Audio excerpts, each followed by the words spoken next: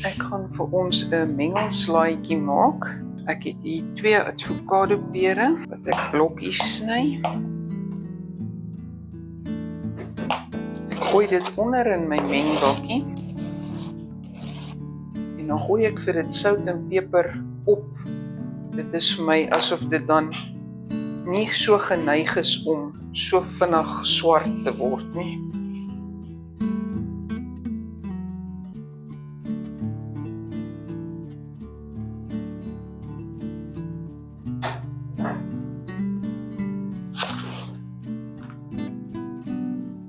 Ek het 'n uitjie uit my tuin uit, wat ek van die groen blare ook gaan sny.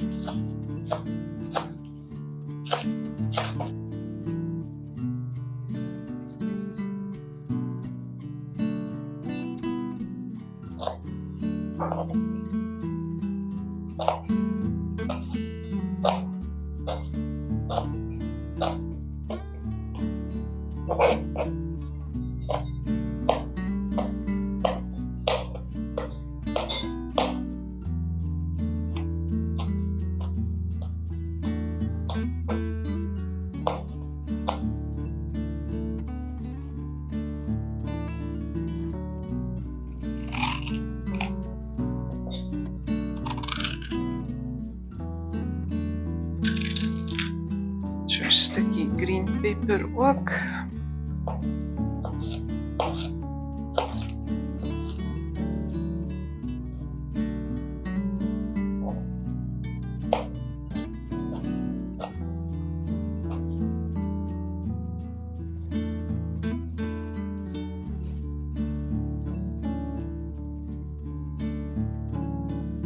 Laaste kom my tomaties by.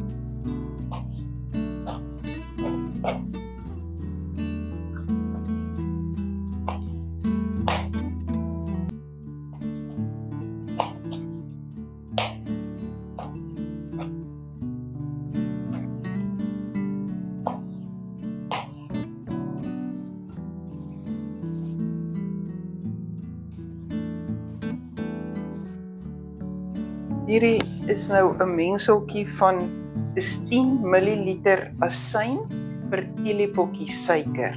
Sout en peper moet jy bygooi na jou eie smaak. Ek het nou sout onder op die avokado peer al gegooi. Ons gaan nog so bietjie sout glo ek hier moet bygooi. Ek roer dit dat die suiker net so bietjie oplos. En dan gooi ek dit oor die slaai. En dan meng ek dit net deur. Daar is ons mengelslaai klaar en dis reg om te eet.